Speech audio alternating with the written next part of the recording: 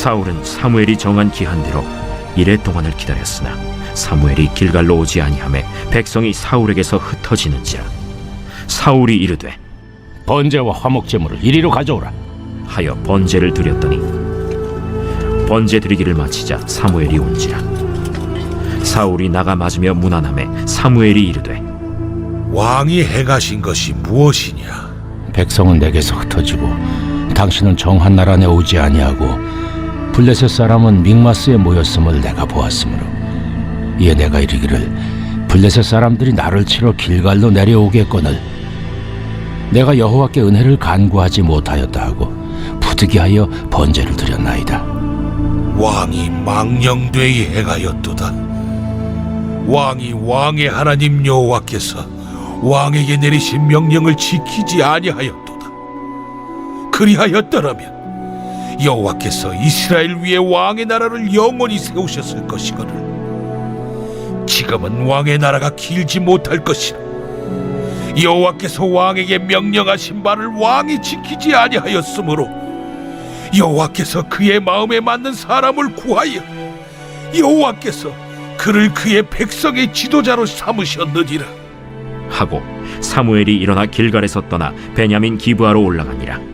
사울이 자기와 함께한 백성의 수를 세어보니 600명 가량이라.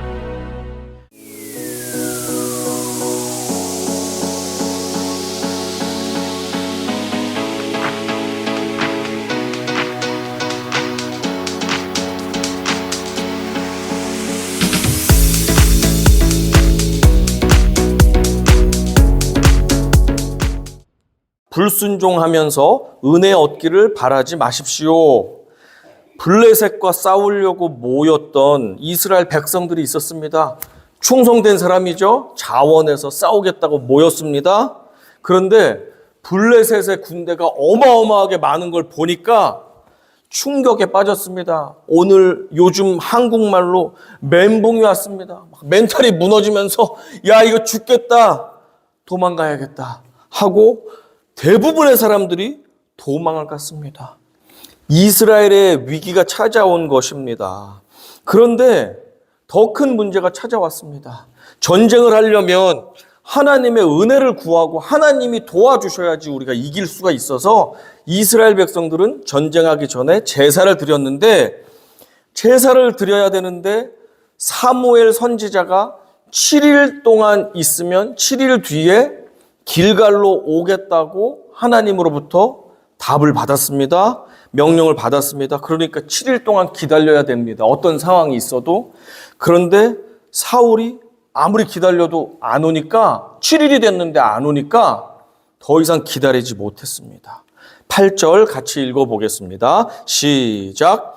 사울은 사무엘이 정한 기한대로 이레 동안을 기다렸으나 사무엘이 길갈로 오지 아니하매 백성이 사울에게서 흩어지는지라. 자 보세요. 백성들조차 제사를 인도할 사무엘이 오질 않으니까 야 이거 제사도 못 드리고 우리 전쟁에서 이러다가 완전히 지겠구나 죽겠구나 하면서 공포를 느끼고 뿔뿔이 흩어지기 시작했습니다. 안 그래도 숫자가 적어서 불리한 상황이었는데 남아있는 군사들이 자꾸 빠져나가니까 남아있는 군대도 불안하고 사울 왕도 불안했습니다. 이 떠나가는 군사들을 볼 때 사울과 남아있는 충성된 군인들의 마음이 어떨까요? 지금 한 명이라도 더 단기로 해서 싸워야 되는데 자꾸 도망갑니다. 그 도망가는 뒷모습을 보는 남아있는 사람들의 모습이 어떨까요? 너무너무 마음이 아프고 불안했었을 것입니다. 나도 도망가고 싶다라는 마음이 들었겠죠? 인생에서 직장의 위기를 맞을 때가 있습니다. 때로는 교회가 어려움에 처할 때가 있습니다. 그런데 어떤 사람들은 야, 이거 어렵네. 나부터 살아야겠다. 도망갑니다. 그런데 어떤 사람들은 끝까지 그 위기를 이겨내기 위해서 남아서 싸우는 사람들이 있습니다. 하나님께서 남아서 싸우는 사람들에게 힘을 주시고 은혜를 주실 것을 우리가 확신하고 믿습니다. 끝까지 남아있던 군인들과 사울이 맞이한 그 현실은 가혹했습니다. 이 위기에 대해서 지난주에도 말씀드렸는데 유태인 정신과 의사 빅터 프랭클이 이렇게 말했지 않습니까? Times of crisis do not destroy man. They reveal what he is clinging to. 위기의 시간이 인간을 무너뜨리는 것이 아니라 오히려 그가 무엇을 붙잡고 있는지를 드러낸다라고 그가 죽음의 수용소에서 발견하여서 이렇게 기록을 남겼습니다. 위기는 진정으로 내가 붙잡고 있는 마지막 그것을 짠 하고 보여준다는 것입니다. 미국의 인권 운동가였던 마틴 루터 킹 주니어도 위기의 역할에 대해서 잘 말했습니다. The ultimate measure of a man is not where he stands in moments of comfort and convenience, but where he stands at times of challenge and controversy. 한 사람의 진정한 가치는 편안하고 안락한 순간에 어디에 서 있는가가 아니라 도전과 논쟁의 순간에 어디에 서 있는가로 드러난다. 위기 앞에서 이 사람의 그 면목이 드러날 수밖에 없다고 마틴 루터 킹 주니어도 그렇게 말했습니다. 이스라엘 백성들은 이 위기 앞에서 어떤 것을 드러냈습니까? 하나님이 우리의 왕이 돼서 싸워주신다는 것을 신뢰하는 것을 드러냈습니까? 아니면 하나님이고 뭐고 상관없고 나만 살아야 되겠다. 아무것도 믿을 게 없어 하는 믿음 없음을 드러냈습니까? 믿음 없음을 드러냈죠. 위기가 딱 나오니까 야 하나님이고 뭐고 우리 나라고 뭐고 다 필요 없어. 나라도 살아야 되겠다 하는 진짜 그들의 진면목이 드러날 수밖에 없었습니다. 사울 역시도 예외가 아니었습니다. 사울도 두려워서 벌벌 떨었는데 왕이라는 체면이 있었기 때문에 도망가지를 못했습니다. 그는 이렇게 생각했을 것입니다. 이렇게 다 도망가다가는 칼 한 번 휘둘러 보지 못하고 죽겠구나. 개죽음을 당하겠구나. 안 되겠다. 사무엘 오는 거 기다리다 다 망하게 생겼으니 나라도 제사를 지내고 싸워야 되겠다 라고 생각을 했습니다. 9절 보겠습니다. 시작. 사울이 이르되 번제와 화목 제물을 이리로 가져오라 하여 번제를 드렸더니 다급해진 사울이 번제 제물을 가져오라고 해서 자기가 그냥 하나님의 대리자 역할, 제사장 역할을 해버렸습니다. 번제를 드렸습니다. 그 다음에 화목 제사를 드려야 되는데 화목 제사를 드리려고 하니까 사울이 이제 왔습니다. 그러니까 이제 안 한 것처럼 해놓고 얼른 나가서 사무엘 선지자를 모시고 왔습니다. 모시고 오는 모습을 보니까 사울이 이상한 겁니다. 이 제사 냄새가 나잖아요. 이 제물을 태웠으니까 고기 냄새가 나잖아요. 뭔가 이상하네. 그는 직감을 하면서 물었습니다. 충격을 받고 물었습니다. 11절에서 이렇게 물었습니다. 사무엘이 이르되 왕이 행하신 것이 무엇이냐 하니 사울이 이르되 백성은 내게서 흩어지고 당신은 정한 날 안에 오지 아니하고 블레셋 사람은 믹마스에 모였음을 내가 보았으므로 라고 하면서 구구절절 변명을 하고 있습니다.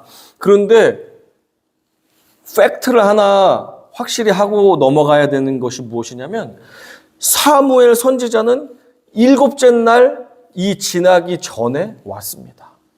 7째 날이 다 안 지났는데 사울이 너무 조급하고 불안하니까 사무엘이 약속한 날이 끝까지 해가 지지 않았는데도 미리 자기가 그냥 제사를 지낸 것입니다.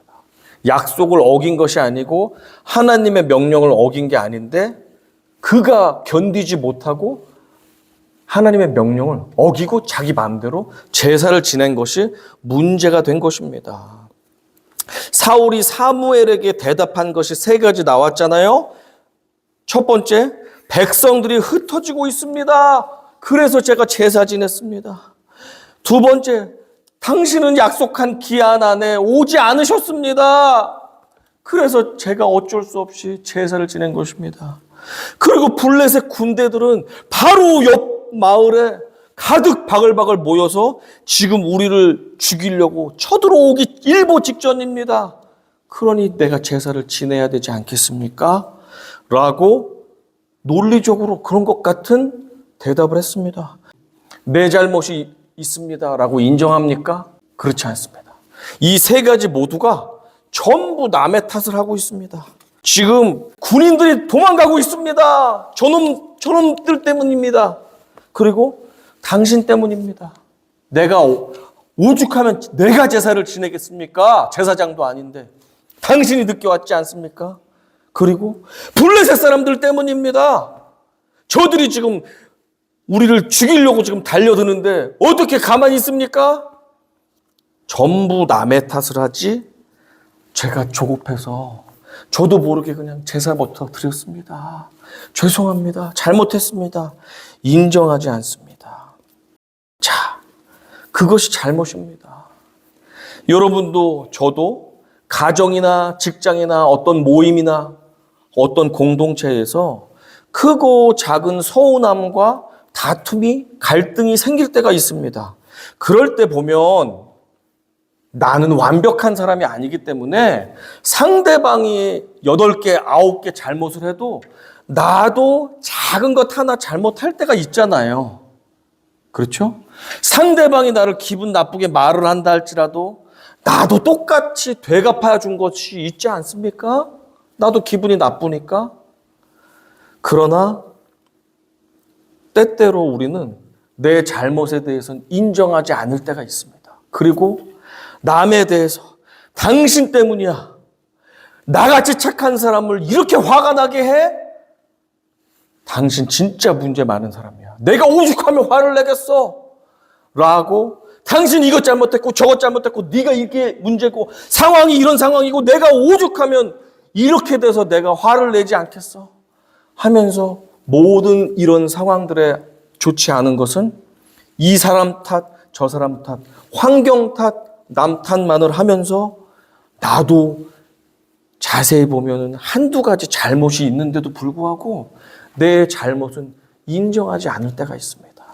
그러나 우리가 하나님의 경건한 사람들이라면 상대방 잘못이 훨씬 크다 할지라도 나의 자그마한 잘못이 있다면 그것에 대해서 시인하고 인정하고 그가 잘했다는 거 말할 수는 없지만 그렇습니다. 나도 이런 부분 내가 소리를 높였습니다. 내가 인내하지 못했습니다. 나도 이것에 대해서 작은 책임이 있습니다. 인정합니다. 미안합니다.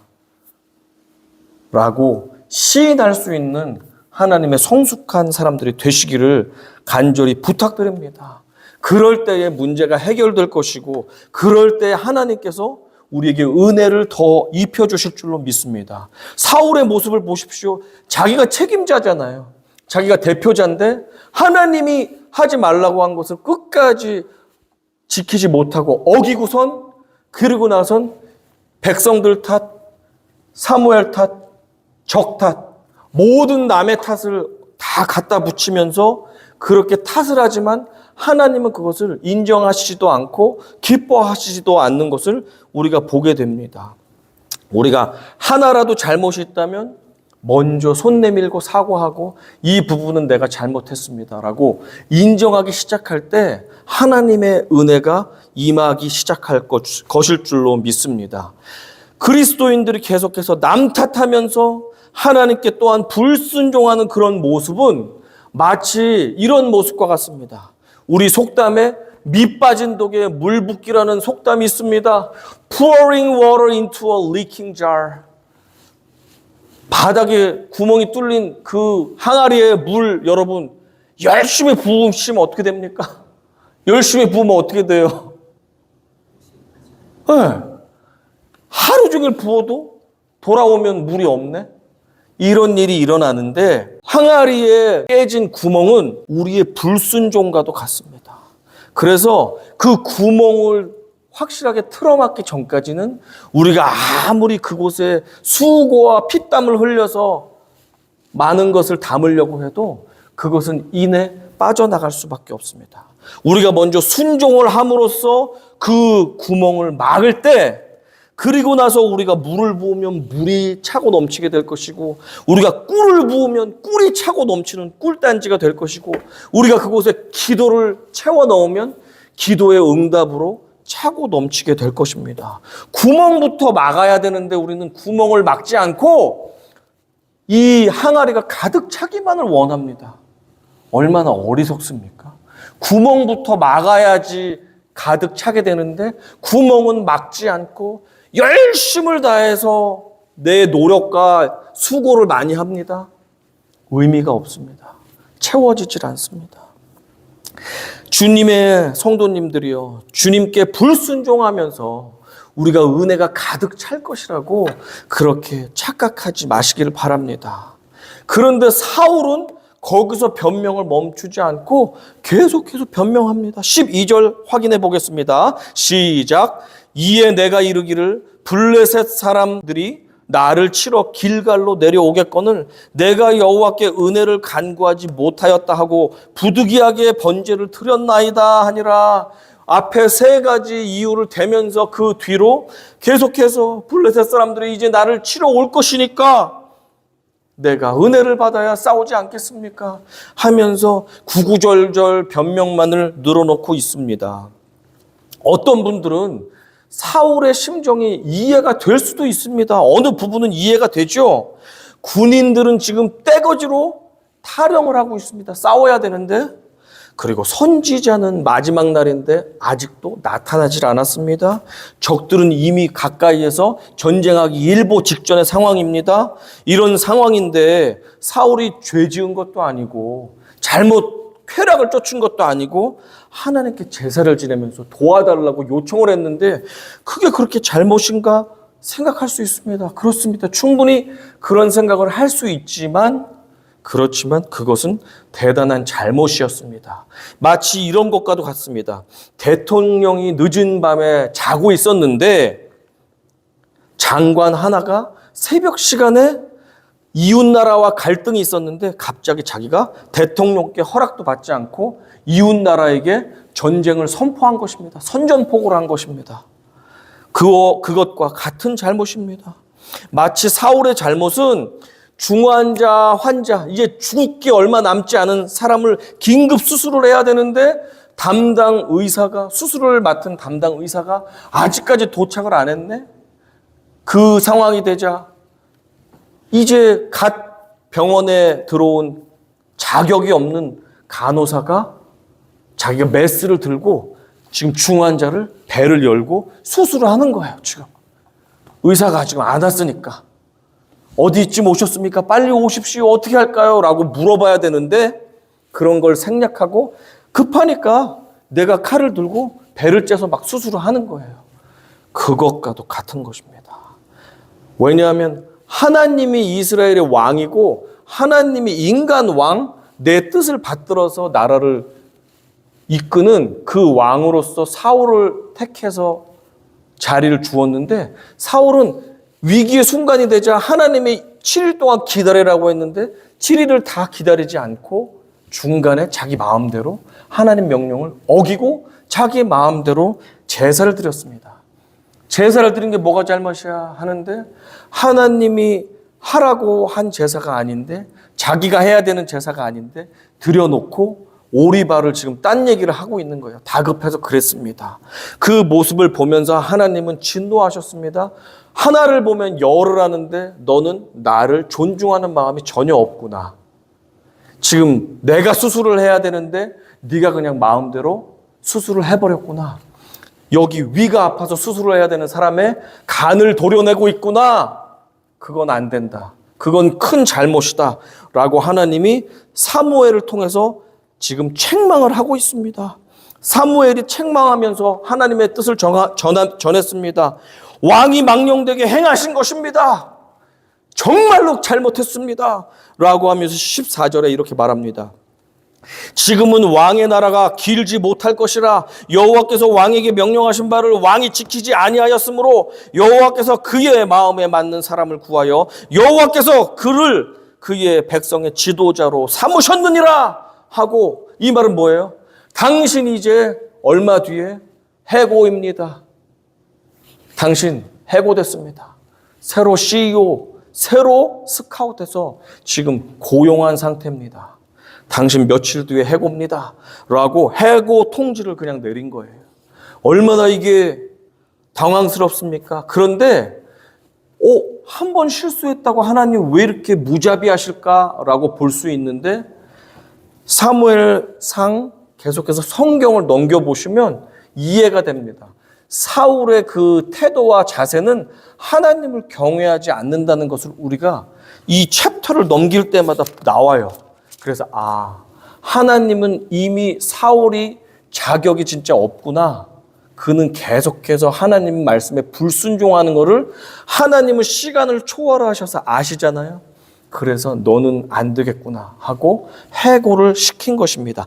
아직 완전한 해고가 된 건 아니지만 해고 통지를 잠정적으로 내린 상태가 되었습니다.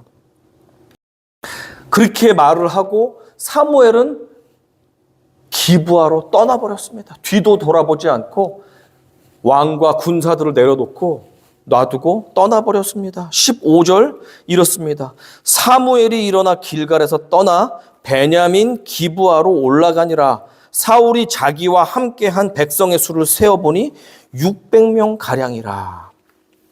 자, 그렇게 하나님께 혹독한 그런 말을 들었잖아요. 그러면 사울이 제정신인 사람이라면 어떻게 됩니까?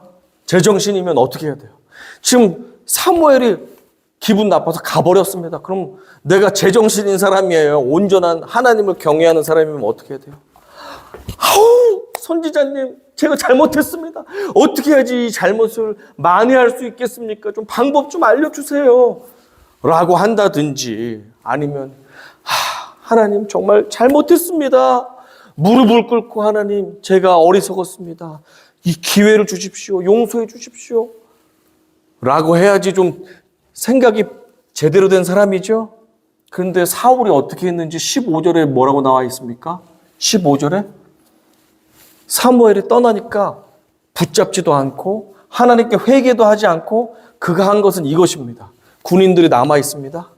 하나, 둘, 셋, 넷, 다. 큰일 났네. 지금 어떻게 싸우지? 6, 7, 8, 600명. 600명 가지고 저 많은 사람들하고 어떻게 싸워? 하나님께 그 해고 통지까지 받았는데 사울이 한 행동은 지금 싸울 수 있는 군인 숫자 파악하는 거예요. 어떻게 싸울까? 내 힘으로 어떻게 싸울까? 600명 가지고 어떻게 싸우지? 지금 짱구를 막 돌리면서 인간적으로 계산하고 있는 모습을 보게 됩니다. 그러니까 하나님은 그의 성품과 태도를 아셨습니다. 너는 안 되겠구나. 그리고 선택한 사람이 다윗이죠. 아직 그 상황까지는 나오지 않지만 하나님은 그의 자격 없다는 것을 이제는 확실히 아시고 그를 해고하신 것입니다. 사울의 불순종이 계속 성경 뒤에 점점 나오게 되는데 그래서 하나님께서 사무엘을 통해서 어떻게 그를 또 다음에 책망하시냐면 이렇게 책망하셨습니다. 사무엘이 이르되 여호와께서 번제와 다른 제사를 그의 목소리를 청종하는 것을 좋아하심 같이 좋아하시겠나이까? 순종이 제사보다 낫고 듣는 것이 수양의 기름보다 나으니 라고 사무엘이 탄탄을 하면서 사울에게 충고를 그렇게 내렸습니다. 하나님 말씀 좀 제발 들으세요. 네 맘대로 하지 마시고요.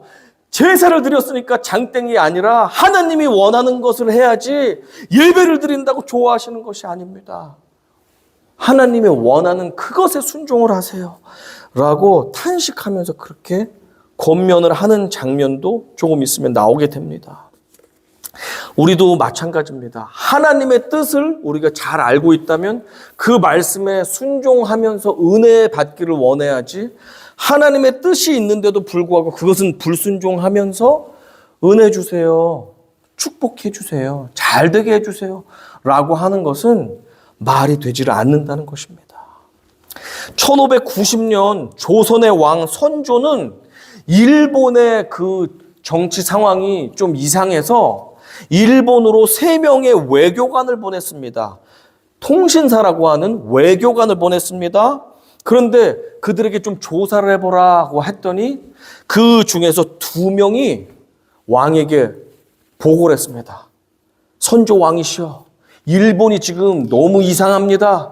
지금 조선을 침략하려고 하는 그 분위기가 너무 심합니다. 우리가 전쟁을 대비해야 되겠습니다. 라고 보고를 했습니다. 그런데 한 명의 이 외교관은 왕이시여, 일본은 지금 어수선하고 우리나라를 쳐들어올 만한 준비가 되어 있지 않습니다. 편안하게 계셔도 됩니다. 라고 보고를 했습니다. 그런데 선조는 누구 말을 들었습니까? 편안히 계셔도 됩니다. 라고 하는 안일한 보고를 들었습니다. 우리 위험 경고가 있으면 그걸 대비해야 되잖아요. 이게 문제될 수도 있다 하면 그걸 대비해야 되는데 괜찮습니다 하는 것만 듣고 이 위험하다는 것은 무시해버렸습니다. 그리고 나서 2년 뒤 1592년도에 두 외교관이 보고한 대로 일본이 임진왜란을 일으켜서 수많은 조선의 국민들을 죽여버렸습니다. 그런데 선조 왕은 1등으로 도망갔어요. 북쪽으로 죽을까봐. 이런 나쁜 놈이 있나 진짜. 왕이지만 아주 나쁜 놈이죠. 이게 말이 안 되죠. 그런 일들이 일어났습니다. 경고를 무시하고 옳은 말을 귀담아 듣지 않고 그것을 불순종할 때 재난이 찾아옵니다. 1912년도 세계에서 초대형 선박인 타이타닉 호가 이제 영국에서 미국으로 뉴욕 쪽으로 출항을 하게 되는데 출항 전부터 이제 대서양에 빙산의 위험이 너무 심하다. 조심해서 운전하라라고 하는 경고를 많이 들었습니다.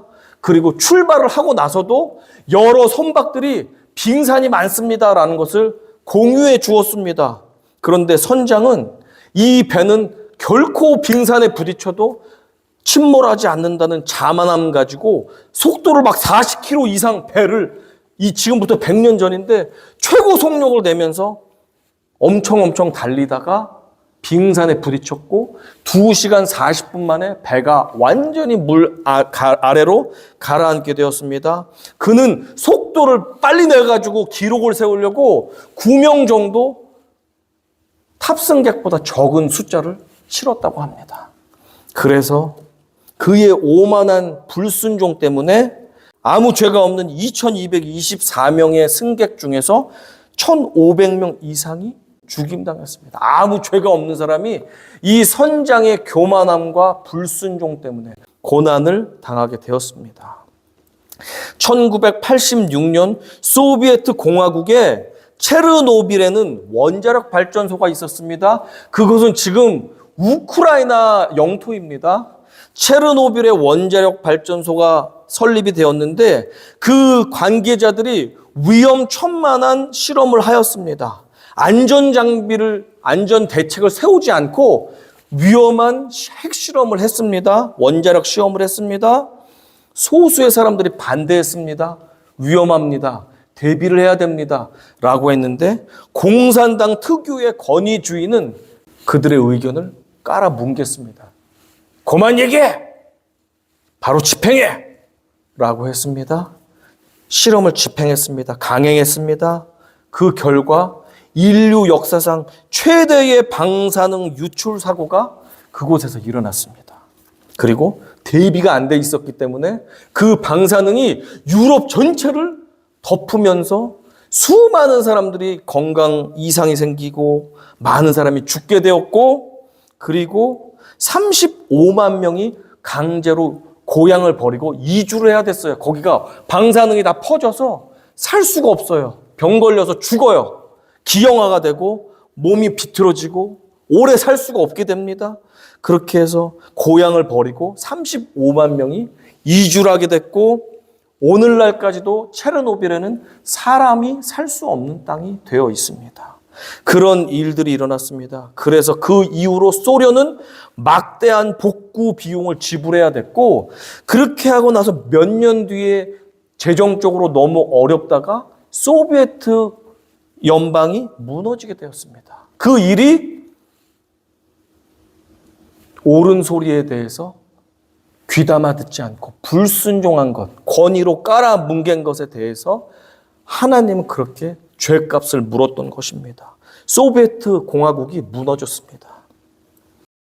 1986년입니다.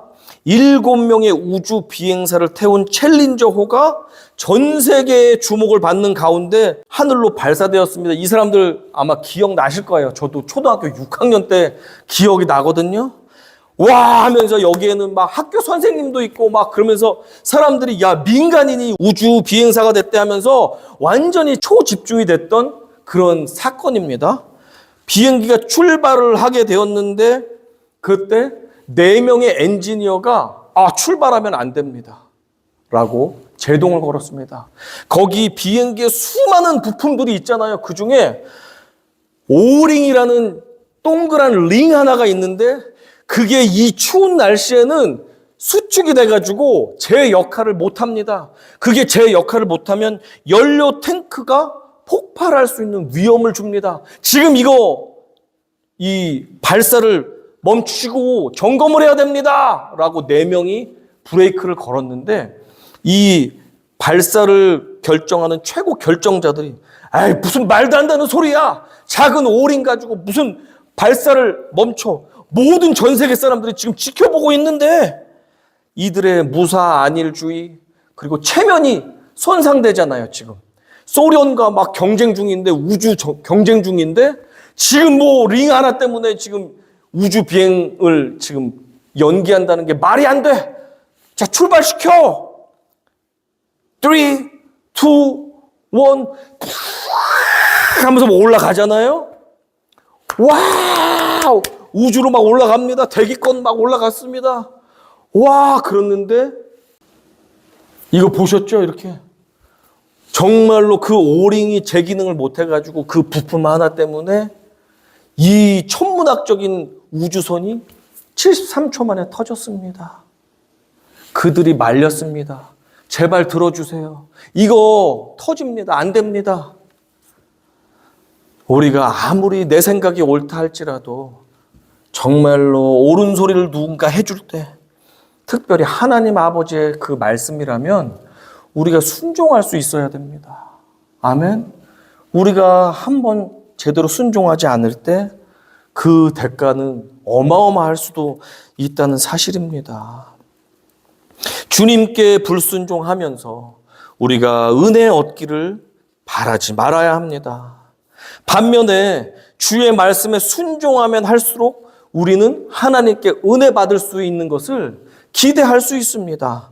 아브라함은 하나님께서 본토 친척 아비집을 떠나라는 명령을 받았을 때 알지도 못하는 땅 가나안을 향해서 친척도 버리고 내 땅도 버리고 나의 기득권 모든 것들을 버리고 그곳에 순종하여 갔습니다. 그곳에 가서도 불임 부부였기 때문에 나이가 많고 불임이어서 자녀를 가질 수 없었는데 하나님께서는 불임 부부에게 자녀를 주셨고 그 자녀를 통해서 정말로 온 민족의 부모의 은혜를 믿음의 조상의 그 은혜를 부어주셨습니다. 노아는 하나님 말씀에 순종해서 사람들이 막 비웃었는데도 불구하고 그냥 벌판에 대형 배를 지었습니다. 사람들이 비웃습니다. 아유 바보 뭐 하는 거야 지금 물가에 짓지도 않고 지금 뭐해 땅 위에다 산 위에다 배를 짓고 있네 미쳤나 봐. 저 가족들은 미쳤나 봐. 이해되지 않지만 노아와 그의 자녀들은 순종했습니다. 어떻게 됐습니까? 모든 인류가 너무 끔찍한 죄악으로 하나님께서 싸그리 심판하셨는데 노아 가족만 순종한 노아 가족만 구원받게 되었습니다. 도망자 모세는 광야에서 숨어 살았는데 하나님께서 이집트 바로 왕에게 가서 내 백성을 다시 탈출시켜라. 하나님 저는 못 갑니다. 저는 도망자입니다. 사람 죽이고 반역자가 돼서 도망 나왔는데 저는 못 갑니다. 그러나 결국엔 순종했죠. 내 백성을 돌려주십시오. 돌려주십시오. 결국에는 하나님께서 그를 사용하셔서 놀랍게 이스라엘 민족을 노예로부터 해방시켜서 하나님의 백성으로 가나안 땅으로 인도하는 위대한 믿음의 지도자로 세워주셨습니다. 순종하면 결국엔 어려움들이 있지만 하나님께서 풍성한 은혜를 맺게 해주신다는 사실을 우리가 깨닫게 됩니다. 신명기 28장 시작. 내가 내 하나님 여호와의 말씀을 삼가 듣고 내가 오늘 내게 명령하는 그의 모든 명령을 지켜 행하면 내 하나님 여호와께서 너를 세계의 모든 민족 위에 뛰어나게 하실 것이라. 내가 내 하나님 여호와의 말씀을 청종하면 이 모든 복이 내게 임하며 내게 이르리니. 순종하면 하나님께서 은혜를 주시기로 애당초 우리에게 약속해 주셨습니다. 하나님의 아들 예수는 죄 많은 인간들을 구원하시기 위해서 이 땅에 오셨습니다. 아무 죄 없으신 그분께서 십자가에서 온갖 조롱과 모욕과 거부를 받으시고 고통을 받으시고 그러면서 생명까지 바치시면서 아버지의 뜻에 순종하셨습니다. 그 순종의 결과 누구든지 예수가 나의 죄 때문에 죽으신 구세주임을 믿을 때 구원 얻게 되고 영생을 주는 그 놀라우신 은혜를 우리 모두에게 허락해 주셨습니다. 주님의 말씀에 순종하면 할수록 우리는 은혜가 부어지게 됩니다. 때로는 말씀에 순종하는 것이 곧 나의 자존심을 버려야 될 때도 있습니다. 말씀에 순종한다는 것이 내 시간을 드려야 할 때도 있습니다. 내 정성과 물질을 손해보는 일이기도 합니다. 하나님의 말씀에 순종한다는 것은. 그렇지만 그럼에도 불구하고 그것을 순종해낼 때 결국에는 앞에선 손해보는 것 같고 내가 시간과 정성과 물질을 잃어버린 것 같지만 하나님은 몇십 배, 몇백 배로 그것을 갚아주신다는 사실을 우리는 경험을 통해서 알 수 있습니다. 알고 있습니다. 그러니 우리가 순종하기 어려운 상황이라 할지라도 순종할 수 있는 그 비결을 깨닫는 복된 주님의 자녀 되기를 간절히 축원합니다. 여러분에게 두 자녀가 있다고 해보십시오. 그런데 한 명은 부모님이 말을 하면 이게 나에게 유익할 것 같으면 순종합니다. 그러나 이게 나에게 불리할 것 같고 손해될 것 같으면 이 핑계 저 핑계를 대면서 순종하지 않는 자녀가 있다고 해보세요. 그리고 또 하나의 자녀는 이게 내가 손해가 되고 내 일을 제대로 못하면서 여러 가지 피곤한 일이 되지만 그럼에도 부모님 말씀이라면 기뻐하면서 최선을 다해서 순종하는 두 번째 자녀가 있다고 해보십시오. 여러분이 큰 부자입니다. 뭐든지 자녀에게 줄 수 있다면 어떤 자녀에게 여러분의 그 재산과 사랑과 은혜를 주고 싶으십니까, 여러분? 누구에게 주고 싶으세요? 우리 하나님 아버지도 똑같으십니다. 내가 손해를 보고 내가 힘들다 할지라도 우리 부모님 말씀이니 하나님 말씀이니 내가 순종하겠습니다 하는 사람 보면 뭐라도 하나 더 주고 싶지 않습니까? 아버지의 마음도 이와 같으신데 바라고 원하기는 어리석게 나에게 유익만 되는 것에 순종하려고 하지 말고 때로는 내가 손해보는 일, 내 시간을 들이는 일, 내 물질을 들이는 일, 내가 신경 쓰고 기도해야 되는 그 일 가운데도 순종하심으로 말미암아 인생의 항아리에 차고 넘치는 하늘의 복을 풍성히 받을 수 있는 주님의 복된 성도님들 다 되시기를 간절히 축원합니다. 아멘.